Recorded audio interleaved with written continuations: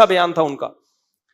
لیکن میرا دل چاہ رہا تھا میں ان سے بولوں کہ حضرت جو شیعہ لوگ جو متا سمجھتے ہیں ٹیمپریری نکاح, 2 گھنٹے کی شادی, 1 ہفتے کی شادی, ہماری نظر میں اس میں اور زنا میں کوئی بال برابر بھی فرق نہیں ہے, بلکہ زنا سے بدتر ہے. اس لیے کہ زنا میں آپ 2 بندوں کو گواہ نہیں بناتے, اس میں آپ 2 بندوں کو گواہ بنا کے زنا کر رہے ہو کہ گواہ رہنا 2 گھنٹے کا ہمارا ایگریمنٹ ہے. اس ٹائم کو بڑھانے سے کوئی فرق تھوڑی پڑے گا, 2 گھنٹہ بھی ہو سکتا ہے, 2 مہینہ بھی ہو سکتا ہے. گرل فرینڈ کے ساتھ بھی تو کچھ نہ کچھ ایگریمنٹ ہوتے ہیں نا. او بھائی جان, امریکن میں جب جاپان میں تھا نا, تو ایک امریکی جاپان آیا ہوا تھا, تو مجھے لوگوں نے بتایا اس نے میسج چھوڑا ہوا ہے اپنی آئی ڈی سے کہ مجھے 1 ہفتے کے لیے گرل فرینڈ چاہیے کرائے پر. میں 1 ہفتہ ٹور پہ آیا ہوں, تو کوئی جیپنی گرل فرینڈ مل جائے گی, جیسے ہم ہوتے ہیں نا, جا رہے ہیں کہیں 1 ہفتے کے لیے ٹیکسی چاہیے, 1 ہفتے کے لیے رکشا چاہیے. تو گورے کو 1 ہفتے کے لیے کیا چاہیے تھی؟ Girl friend. تو کرائے پہ ملتی ہیں وہاں پہ؟ نہیں آئی میرا خیال ہے بات. وہاں گرل فرینڈ پوری دنیا میں ہے. اب ایسا نہ ہو آپ سب نکل لو یہاں سے بیان کے بعد. 1 ہفتے کے لیے 2 ہفتے کے لیے گرل فرینڈ ملتی ہے, کس پر؟ کرائے پر. پوری دنیا کو گواہ بنا رہا ہے وہ. خالصتاً زنا ہے یا نہیں ہے؟ بلکہ بدترین زنا, صرف زنا نہیں, بدترین کہ حرام کاری بھی کر رہے ہو اور دنیا کو اس پہ گواہ بھی بنا رہے ہو. جتنے لوگوں کو گواہ بناؤ گے اتنے بڑے مجرم ہوگے. تو متع میں, زنا میں بال برابر بھی فرق نہیں ہے. اہل حدیث اس کی مخالفت کر رہے ہیں متع کی, اچھی بات ہے, لیکن آپ کو پتا ہے کل یہ حلال ہو جائے گا. کیوں؟ 3 طلاق کو 1 کرنے کی جو اہل حدیثوں نے دلیلیں دی ہیں نا, اسی ٹائپ کی دلیلیں متع کے بارے میں بھی ہیں. لیکن ہم 3 طلاق کو 1 کرنے کے بارے میں کیا کہتے ہیں؟ بھائی صحابہ نے اس کو فالو نہیں کیا. 3 طلاق کو 1 کہنے کی جو دلیل ہے, جو اہل حدیث دیتے ہیں کہ حضرت عبداللہ بن عباس کہتے ہیں ہم نبی کے دور میں 3 طلاق کو 1 شمار کرتے تھے, ابو بکر کے دور میں 3 کو 1 شمار کرتے تھے, عمر کے ابتدائی دور میں بھی 3 کو 1 شمار کرتے تھے. حضرت عمر نے کیا لا بنا دیا؟ 3 کتنی ہوں گی؟ 3. تو حضرت عمر کا یہ سیاسی فیصلہ تھا. اصل وہی ہے جو قرآن و سنت میں ہے, 3 کتنی ہوتی ہیں؟ 1. اس کے ہم جواب کیا دیتے ہیں؟ او بھائی بالکل اسی طرح کی حدیث جابر بن عبداللہ متع کے بارے میں بیان کرتے ہیں کہ ہم نبی کے دور میں متع کیا کرتے تھے, ابو بکر کے دور میں متع کیا کرتے تھے, حضرت عمر نے متع کو کیا الگ کر دیا؟ حرام. یہی دلیل کون دے رہا ہے؟ شیعہ دے رہے ہیں. متع اور صحیح مسلم کی حدیث ہے یہ. صرف حدیث دیکھ کے فوراً متاثر ہو جانا اور فتویٰ دے دینا, اگر یہ امت کو بے لگام کر دیا جائے تو جیسے 3 طلاقیں 1 ہیں, چند سالوں بعد متع بھی کیا ہو جائے گا؟ بولو حلال. کیا برداشت کر لو گے یہ اپنی سوسائٹی میں؟ نہیں یاری میرا خیال ہے باسا. اس کا کیا جواب ہے؟ بھائی یہ جابر بن عبداللہ کی اپنی رائے ہے, ان کو نہیں پتا تھا کہ متع نبی کے دور میں حرام ہو چکا ہے. یہی کہیں گے نا اس کے بارے میں, ورنہ عمر رضی اللہ تعالیٰ عنہ ایک حلال کو کیسے حرام کر سکتے ہیں؟ یہ کیسے پاسبل ہے کہ وہ حلال کو حرام کر دیں اور سارے صحابہ خاموش بھی رہیں؟ یہ ممکن نہیں ہے. حضرت عمر سے اگر ایک غلطی ہوگی تو باقی صحابہ سے بھی خاموشی ہو سکتی ہے. ہم کہتے ہیں صحابہ غلط نہیں ہو سکتے. تو جیسے صحابہ نے حضرت عمر کے متع کو حرام قرار دینے والے قانون کو مانا ہے, ایسے ہی صحابہ نے حضرت عمر کے 3 کو 3 کہنے والے قانون کو بھی مانا ہے. تو نہ اس میں صحابہ غلط نہ اس میں غلط. تو جو متع والی حدیث کا جواب ہے وہی 3 طلاق والی حدیث کا بھی جواب ہے. اب متع والی حدیث کا کیا جواب ہے؟ ہم کہتے ہیں یار سب صحابہ حرام سمجھتے تھے, تو کیا جواب ہے اس کا؟ جواب یہی ہے بھائی متع نبی کے دور میں حرام ہو گیا تھا, عین ممکن ہے جابر بن عبداللہ کو پتا نہ چلا ہو. تو حضرت عمر نے کوئی نیا کام نہیں کیا, کیونکہ متع کیسے حرام ہے قرآن سے پتہ چلتا ہے. قرآن کہتا ہے الا علی ازواجہم او ما ملکت ایمانہم, مرد کے لیے اپنی خواہش پوری کرنا اپنی بیوی کے علاوہ کوئی راستہ نہیں ہے جس سے انسان متع کرتا ہے. دنیا کی کسی کتاب میں اس کو بیوی نہیں کہا جاتا. سمجھ میں نہیں آ رہی میرا خیال بات؟ قرآن کہہ رہا ہے آپ کے پاس آپشن کس کا ہے؟ صرف وائف کا, بیوی کا آپشن ہے. پھر نبی صلی اللہ علیہ وسلم نے بار بار اس عمل کو حرام قرار دیا ہے, لیکن اس وقت میڈیا کا ایسا دور تھوڑی تھا. زمانے جاہلیت کی ایک رسم تھی, چلتی چلی آ رہی تھی, لوگ پھر بھی متع کر رہے تھے, ان کو نہیں پتا تھا کہ یہ حرام ہو گیا ہے. حضرت عمر نے اسی حرام کو اپلائی کیا ہے کہ بھائی اب زنا والی سزا دوں گا, کوڑے ماروں گا اس کو میں, شادی شدہ ہوگا تو رجم کروں گا. سمجھتے ہو کہ نہیں سمجھتے ہو؟ حضرت عمر نیا کام نہیں کر سکتے. بالکل اسی طرح زمانہ جاہلیت میں 3 طلاقیں ایک سمجھی جاتی تھیں, چاہے ایک مجلس میں ہو یا الگ الگ مجلس میں ہو. اس میں ایک مجلس کا کہیں تذکرہ نہیں ہے, 1 مہینے میں ہو یا 3 مہینے میں ہو, ایک سمجھی جاتی تھی. یہ عبداللہ بن عباس کی صحیح حدیث ہے موطا کی. حضرت عائشہ سے بھی اس طرح کی روایت منقول ہے. پھر اللہ نے قرآن میں حکم نازل کیا کہ یہ حکم منسوخ, اب 3 کے بعد تمہیں رجوع کا حق بولو نہیں ہے.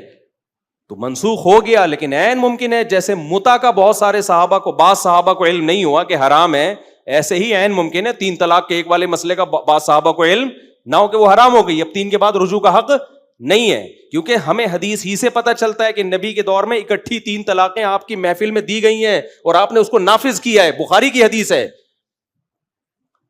سمجھ میں نہیں آ رہی میرا خیال ہے بات؟ یہ میری کتاب ہے نا طلاق ثلاث پر, وہ کبھی پڑھ لیں. اس لیے میں کہتا ہوں یہ اہل حدیثوں نے بہت بڑا بلنڈر کیا ہے جو 3 طلاق کو ایک کہتے ہیں نا, کخ بھی نہیں ملتا ہمیں اس میں. اور پھر بھی یقین نہ ہے کوئی اہل حدیث کا بڑا عالم آئے خوشبو لگا کے, تو جواب دوں گا انشاءاللہ. یہ مجھے بلا لو, میں خوشبو لگا کے آ جاؤں گا. تو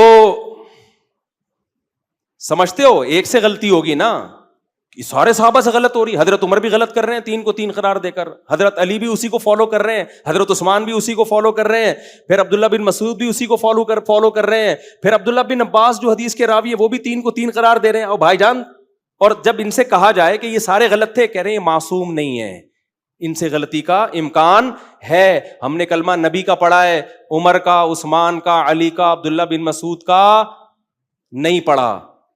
او بھائی جان, یہ معصوم نہیں تھے, ہم مانتے ہیں, لیکن ان سے غلطی کا امکان کم ہے, آپ سے غلطی کا امکان زیادہ ہے. اس لیے میں 3 طلاق کے مسئلے میں بہت سینسیٹیو ہوں. اس مسئلے میں اہل حدیث کا فتویٰ لے کے 3 طلاقوں کے بعد بیوی کو رکھنا جائز نہیں ہے. قیامت میں خدا کو کیا منہ دکھاؤ گے تم؟ اللہ کہے گا عمر کا فتویٰ تھا 3 ہوتی ہیں. اہل حدیث پتہ ہے گڑبڑ کیا کرتے ہیں؟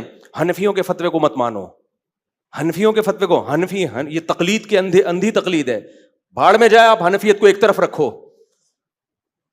ابو حنیفہ نے جو 3 کو 3 کہا نا, حنفی ہونے کی وجہ سے نہیں کہا ہے, اس لیے کہ عمر کا قانون تھا, عثمان کا قانون تھا, علی کا قانون تھا, عبداللہ بن مسعود کا قانون تھا, عبداللہ بن عباس کا قانون تھا, ابو ہریرہ کا قانون تھا, عبداللہ بن عباس کے شاگرد اکرمہ کا قانون تھا. کتنے لائن لگی ہوئی ہے صحابہ کے فتووں کی. وہ میری کتاب ابھی چھپنے والی ہے, پڑھ لینا وہ انشاءاللہ. تو جو 3 طلاق کو ایک کہہ کے رکھتا ہے نا اور کہتے ہیں میں حنفیوں کو نہیں مانتا, میں قرآن حدیث کو مانتا ہوں, جب خدا تمہیں قیامت میں بلائے گا نا اور اللہ کہے گا کہ عمر غلط تھے اور اہل حدیث ٹھیک تھے, اہل حدیثوں کا مقابلہ ابو حنیفہ سے نہیں کراؤ اس مسئلے میں. اہل حدیثوں کا مقابلہ کس سے کراؤ؟ اہل حدیث کا مقابلہ مجھ سے نہیں کراؤ کہ مفتی طارق مسعود کا فتویٰ 3 ہوتی ہیں اور اہل حدیث کا فتویٰ 3 ہوتی ہیں. تو اہل حدیث چونکہ قرآن حدیث کو فالو کرتے ہیں اس لیے ہم ان کو مانیں گے. مفتی طارق مسعود تو حنفی ہے. یہ کہہ کے دنیا میں تو تم الو بنا سکتے ہو لوگوں کو, آخرت میں یہ عذر نہیں چلے گا. کیونکہ قرآن جہاں طلاق کے حکام بیان کرتا ہے نا وہاں کہتا ہے یہ اللہ کی حدود ہیں, باؤنڈری ہے, اس کو کراس کرنے کی اجازت نہیں. تو دنیا میں تم یہ کہہ سکتے ہو مفتی طارق مسعود کا فتویٰ یہ حنفی ہے اور وہ قرآن حدیث کو مانتے ہیں. بھائی جان, صحابہ زیادہ قرآن حدیث کو مفتی طارق مسعود اگر 3 کو 3 کہتا ہے نا, اس لیے نہیں کہ میرا فتویٰ ہے, اس لیے کہ عمر کا قول, عمر کا قانون ہے, عثمان کا قانون ہے, علی کا قانون ہے, عبداللہ بن مسعود کا فتویٰ ہے, عبداللہ بن عباس کا فتویٰ ہے. یہ سارے حوالے میری کتابوں میں, اور بھی بہت سارے صحابہ ان کے حوالے میری کتاب میں لکھے ہوئے اور میں نے یوٹیوب پہ ڈالے بھی ہیں. یہ سمجھتے ہو گے نہیں سمجھتے؟ تو اللہ کو کیا جواب دو گے؟ اللہ کہے گا علی نے بھی غلطی کی, صحیح ہے نا, رضی اللہ عنہ, ان کو نہیں پتا تھا قرآن حدیث کیا ہے. عثمان نے بھی غلطی کی, ان کو نہیں پتا تھا قرآن و حدیث بولو کیا ہے. عمر نے بھی غلطی کی, ان کو نہیں پتا تھا قرآن و حدیث میں کیا ہے. عبداللہ بن عباس جو حدیث کے راوی ہیں جو تم پیش کرتے ہو, وہ خود اس حدیث کے خلاف فتویٰ دے رہے ہیں, ان کو بھی نہیں پتا تھا قرآن حدیث کا مطلب کیا ہے. تم نئے آئے ہو کیا؟ یہ فوراً جواب میں کہیں گے کہ فلاں صحابی کا فتویٰ ہے کہ 3 ہوتی ہیں, تو یہ اختلافی مسئلہ ہے, لہذا من صحابی کی رائے لے رہے ہیں. کسی صحابی کا فتویٰ نہیں ہے, یہ ذہن میں رکھنا. اہل حدیث اس مسئلے میں جب پھنستے ہیں نا تو پتہ ہے کیا کرتے ہیں, جب قرآن حدیث میں پھنستے ہیں تو پھر دیوبندیوں کے حوالے دینا شروع کر دیتے ہیں کہ فلاں دیوبندی نے لکھا ہے کہ 3 ہوتی ہیں, فلاں دیوبندی نے لکھا ہے کہ 8 تراویح اصل ہیں. جہاں پھنسے قرآن و سنت میں فوراً حوالے کس کے آئیں گے؟ بھائی سارے دیوبندی بھی لکھ کے, کتاب بھی لکھ کے چلے جائے, ہماری صحت پہ کوئی اثر بولو نہیں پڑتا اس، کیونکہ ہم قرآن و سنت کو مانتے ہیں. ہم نے کلمہ علماء دیوبند کا نہیں پڑھا، اور نہ ہمارے علماء دیوبند نے دیوبندیت کا کلمہ پڑھا ہے. ہم نے کبھی ٹھیکہ لیا ہی نہیں ہے غلط چیز میں علماء دیوبند کا دفاع کرنے کی. اگر ان سے کوئی غلطی ہوئی ہے تو وہ غلطی کا ہم نے ٹھیکہ لیا ہی نہیں ہے. سمجھتے ہو؟ اکابر کا بھی یہی عقیدہ ہے کہ ہم نے اپنے کسی اکابر کی غلط بات کو ٹھیک کرنے کی کوشش بولو نہیں کرنی ہے. تو یہ اتنی لمبی تقریر اس لیے ہو گئی کہ یہ جو فرعون نے کہا تھا نا میں جو کہہ رہا ہوں وہ بالکل ٹھیک ہے، تو یہ فرعونیت کہ جراثیم آج بھی پائے جاتے. اپنی رائے کو اتنے بڑے بڑے علاموں کے مقابلے میں لا کے پیش کر دینا، اس سے کیا ہوگا بھائی؟ آپ کو اگر نہیں سمجھ میں آتا آپ مت فالو کرو. عوام کس کو فالو کرے گی؟ عوام قرآن حدیث کا سمجھنے میں فقہا کی طرف جائے، یہ زیادہ بہتر ہے بنسبت آج کے اسکالرز کی طرف آنے کے. تو اب وہ میں بات کو مکمل کر رہا ہوں. یہ جو طلاق ثلاث کا مسئلہ ہے نا، یہ متع جیسا ہی ہے بالکل. جیسے 3 طلاق پر حدیث ہے کہ نبی صلی اللہ علیہ وسلم کے دور میں 3 ایک ہوتی تھی. ہم کہتے ہیں بھائی صحابہ تو سب 3 کو 3 کہہ رہے ہیں یار، تمہارا تو اگر ہوتی تھی تو نبی کے مشورے سے تھوڑی ہوتی تھی. عمار ابن یاسر کہتے ہیں ہم نبی کے دور میں یہاں تک تیمم کرتے تھے، ادھر تک. کوئی قائل ہے یہاں تک تیمم کا؟ بولو نا. اور صرف دور میں نہیں، حدیث میں آتا ہے نبی کی معیت میں، نبی کی موجودگی میں ہم نے یہاں تک تیمم کیا ہے. کوئی بھی اس حدیث کو نہیں مانتا. کہتے ہیں بھائی کیا ہے اس وقت، ہو سکتا ہے نبی نے تنبیہ نہ کی ہو، لیکن ہمیں جو نبی سے ملتا ہے وہ کہاں تک تیمم ملتا ہے؟ یہاں تک ملتا ہے. تو وہ کہہ رہے ہیں ہمارے ابن یاسر نے کیا ہے تو ان کا اپنا ذاتی عمل ہے. تو اس طرح جابر عبداللہ کہتے ہیں ہم نے نبی کے دور میں متع کیا، عمر نے روک دیا. ہم کہتے ہیں آپ نے ہو سکتا ہے کسی صحابی نے کیا ہو، نبی کے علم میں نہ آیا ہو، لیکن بعد میں جب صحابہ ایک چیز پہ جمع ہو گئے، حضرت عمر قانون سازی کر رہے ہیں. بعض صحابہ سے یہ بھی منقول ہے، وہ کہہ رہے ہیں متع کرے گا رجم کریں گے. اور عقل بھی کیا کہتی ہے کہ اسلام میں ایسی بے غیرتی کی اجازت نہیں ہونی چاہیے. تو بالکل اسی اسٹائل میں دلائل 3 طلاق کے بھی ہیں. تو ہم اہل حدیث بھائیوں سے کہتے ہیں کہ حضرت آپ نے جس طرح کھینچا تانی کر کے 3 کو 1 کیا ہے نا، اس سے آسانی سے کھینچا تانی، آسانی زیادہ کھینچی تانی نہیں کرنی پڑتی. متع حلال اس سے زیادہ آسانی سے ہوگا.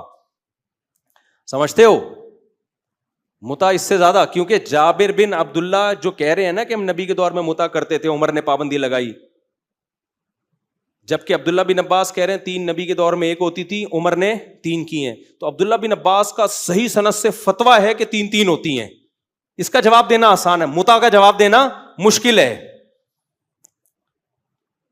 آپ کے پاس اصل دلیل یہی ہے کہ بھائی ہم کس کو ہم ائمہ مجتہدین جو اہل سنت والجماعت کے ان کو فالو کرتے ہیں، اور وہ چاروں اس پر جمع ہیں. اہل سنت والجماعت کے جو امام ہیں 4، وہ چاروں اس پر جمع ہے کہ متع اور زنا میں کوئی فرق نہیں ہے. تو ہم وہ تشریح مانیں گے جو ان کی ہے. اگر آپ اپنی طرف سے تشریحات کا دروازہ کھول دو گے نا تو امت کا پروگرام بڑھ گیا. یہ بھی حلال ہوگا متع کچھ دنوں میں. اور ایک صاحب نے تحریر لکھی کہ ایکچولی نوجوان جو باہر ملکوں میں جاتے ہیں ضرورت کے پیش نظر زنا سے بچنے کے لیے، ایکچولی اتنی پرابلمس ہوتی ہیں تو علماء کو اس پہ غور کرنا چاہیے. اختلافی مسئلہ ہے، بعض تابعین سے جواز منقول ہے، اور بعض جو ہے نا وہ اسلاف میں بعض لوگوں سے اس کا جواز منقول ہے. تو اختلافی تو مانو نا، پہلے ہی ہم سے منوائیں گے اختلافی ہے، اس کے بعد پھر کہیں گے جب مسئلے میں اختلاف ہوتا ہے تو لچک ہوتی ہے، تو ضرورت کے بیس پہ دوسری قول پر عمل کرنا کیا ہو جاتا ہے؟ جائز ہو جاتا ہے. لہذا پھر وہاں سے کیا کرو گے؟ جواز کا فتویٰ لو. جب تک ہم زندہ ہیں انشاءاللہ ایسا ہونے نہیں. اور جو بے غیرت دلیل دینا متع کے حلال ہونے کی، اس کو بول تو اپنی بیٹی متع کے لیے پیش کر. تو اپنی بیٹی اناؤنسمنٹ فیس بک پہ ڈال کے یہ متع کے لیے تیار ہے. تصویر نہ لگاؤ، نام پتہ دے دو اس کا. کوئی کرے گا غیرت مند یہ ایک دم غصے میں آئے گا نا، وہ کیا خیال ہے تو بھائی غصہ کیوں ہو رہا ہے، اس میں بے غیرتی والی کیا بات ہے؟ ایک چیز حلال ہے تو اس میں غصہ کیا؟ اپنی بچیوں کے رشتوں کے لوگ اشتہارات ڈالتے ہیں کہ نہیں ڈالتے؟ اس میں کسی کو غصہ آتا ہے؟ ابے کیا ہو گیا؟ وہ کوئی بغیرتی سمجھی جاتی ہے. شادی دفتروں میں بھی جاتے ہیں، بھائی ہماری بچی ہے، اتنی کوالیفیکیشن ہے، کوئی مناسب سا منڈا ہو تو خوشبو لگا کے ہمارے گھر اس کو بھیج دیں. سمجھ میں آ رہی ہے بات؟ اس میں کوئی بغیرتی نہیں سمجھی جاتی. حضرت موسیٰ علیہ السلام کی جو اہلیہ تھے، ان کے والد نے خود رشتہ پیش کیا کہ میری بیٹی میں آپ سے اس کا نکاح کرنا چاہتا ہوں. حضرت فاطمہ کا نکاح نبی صلی اللہ علیہ وسلم نے خود کس پہ پیش کیا؟ حضرت علی پہ. حضرت فاطمہ، سیدہ فاطمہ جب بالغ ہوئی، بہت رشتے آئے، فرمایا میں نے ان کو کن کے لیے رکھا ہے؟ علی کے لیے. بڑی فضیلت ہے سیدنا علی کی، ہے نا. تو اسی طرح صحابہ میں یہ تھا. حضرت تو بہت ساری مثالیں ملتی ہیں. اگر یہ متع حلال ہے اس دلیل کی بیس پہ کہ جابر بن عبداللہ صحیح مسلم میں کہتے ہیں نبی کے دور میں ہم متع کیا کرتے تھے، ابو بکر کے دور میں، اور عمر نے پابندی لگائی ہے، اگر اس حدیث کی بیس پہ حلال ہے تو بھائی جو اپنی بیٹی آپ اشتہار دو کہ ہمارے ہاں متع سینٹر کھلا ہوا ہے. سمجھ میں آ رہی ہے بات کہ نہیں آ رہی؟ متع سینٹر ہے اور اپنی بیٹی کوئی پیش کرے، یہ سن کے بھی اس کو کانپنے لگے گا غصے سے، اس کا مطلب یہ بے غیرتی ہے، اور بے غیرتی اسلام میں جائز بولو نہیں ہو سکتی. تو وہ حدیث کا وہ مطلب نہیں ہے جو لیا جا رہا ہے. تو یہ جو لوگ کہتے ہیں نا کل ما صح فہو مذہبی عن رسول اللہ صلی اللہ علیہ وسلم، جو کچھ نبی سے حدیث ثابت ہے میرا مذہب ہے، اتنا آسان کام یہ ہوتا نا فقہی مسائل میں، جو حدیث جیسے آ گئی آپ نے عمل کرنا ہے تو پھر متع بھی حلال ہوگا. پھر اور بہت سارے مسائل ہیں تو تبھی اجتہاد ہوتا ہے، مجتہدین بیٹھتے ہیں، بڑے بڑے اسکالرز جو گزر چکے ہیں انہوں نے زندگیاں کھپا دی ہیں قرآن حدیث کو سمجھنے میں، مرتب کرنے میں. اب جب مرتب ہو گیا تو ہم اسی کے پابند ہیں، ہمیں اس سے دائیں بائیں ہٹنے کی اجازت نہیں ہے. اور اگر کوئی اسکالر ہٹتا ہے تو اپنی ذات کی حد تک ہٹے، وہ پبلک کو اس پہ لانے کی کوشش مت کرے، وہ بڑا غرق کر دے گا وہ لوگوں کا، ہو رہا ہے غرق. اور ابھی متع پہ باتیں شروع ہو گئی ہیں کہ ایکچولی وہ مجبوری ہوتی ہے کہ نوجوان کیا کرے، کہاں جائے، تو مجبوراً ہم شیعہ مسلک سے لے لیتے ہیں یا فلاں تابعی کا یہ مذہب ہے. ایسے شاذ اقوال تو ہر جگہ مل جائیں گے آپ کو. تو ایسا کسی نے مضمون لکھا ہوا تھا، مجھے اس پہ غصہ آ رہا تھا، میں نے کہا مجبوری میں زنا کو تم حلال قرار دے رہے ہو تو مجبوری کس بات کی رہ گئی؟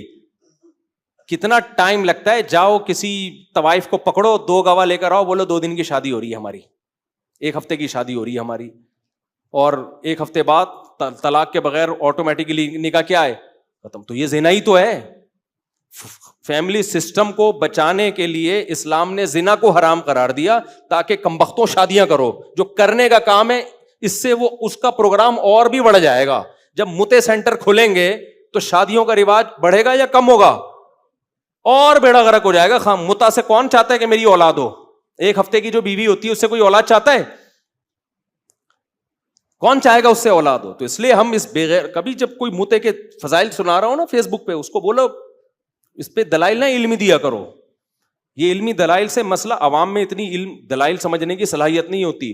اس سے کیا ہوگا، عوام آہستہ آہستہ اس کو ایکسیپٹ کرنا شروع کر دے گی، کیونکہ عوام کے پاس علم نہیں ہوتا. وہ جب دلائل دیکھیں گے نا، یہ حدیث فلانی حدیث، فلانے صحابی کا قول، فلانے تابعی کا قول، اور فلانے بخاری کے راوی اس کی طرف منسوب، تو ایسی چیزوں سے آہستہ آہستہ عوام کہتے یار دلائل تو ہیں بیٹا دلائل، حالانکہ وہ کتنے پانی میں ہیں وہ دلائل، ان کی حیثیت کیا ہے وہ تو صحیح علماء جانتے ہیں، ان میں وزن کتنا ہے. ایک صاحب نے کہا کہ دیکھو شریعت میں مسئلہ یہ ہے کہ جو اختلافی مسئلہ ہوتا ہے نا، اگر گورنمنٹ اس پہ فیصلہ کر دے جج، تو وہ نافذ ہو جاتا ہے. مثال کے طور پر سعودی عرب میں چاند 1 دن پہلے نظر آتا ہے، یہاں کے علماء کو اس پر اشکالات ہیں، خود سعودیہ کے علماء کو بھی اشکالات ہیں. اب اختلاف ہے علماء کا اس میں کہ وہ ٹھیک ہے یا نہیں، لیکن جب گورنمنٹ نے فیصلہ کر دیا، سعودی عدالت نے فیصلہ کر دیا، تو وہ سب کے لیے نافذ. خوب سمجھو اس مسئلے کو، تھوڑا علمی بات ہے، بور نہ ہو جائیں کہیں آپ. جہاں بھی مجتہدین کے درمیان اختلاف ہوتا ہے نا کسی مسئلے میں، تو اس میں اب ریاست نے اگر کوئی فیصلہ کر دیا تو پھر شریعت میں وہ فیصلہ نافذ ہو جاتا ہے. سمجھتے ہو؟ مثال کے طور پر کسی نے طلاق بائن دی بیوی کو، 1 طلاق دی بائن. اب آپ تھے انڈونیشیا میں، ملیشیا میں، وہاں کی عدالت شافعی فقہ کو فالو کرتی ہے. آپ کا کیس گیا کورٹ میں، ٹھیک ہے نا. اب کورٹ تو شافعی فقہ پہ فالو کر رہی ہے، کورٹ نے فیصلہ کر دیا کہ بھائی 1 طلاق امام شافعی کے ہاں بائن ہوتی نہیں ہے، وہ لازمی رجعی ہوتی ہے. کورٹ نے فیصلہ کر دیا کہ آپ کو رجوع کا حق ہے. تو شریعت میں یہ قانون اور ضابطہ ہے کہ جج کا فیصلہ آپ کے جو مسلکی اختلاف ہے اس سے بالاتر ہوگا، کیونکہ اللہ نے حکم دیا ہے کہ اطاعت کرو حکومت کی، تو وہ نافذ ہو جائے گا آپ کے اوپر. سمجھتے ہو؟ آپ آج کل کے اسکالر کی آپ بدماشیاں دیکھو، اس قانون اس اصول سے کیسے کھیل رہے ہیں.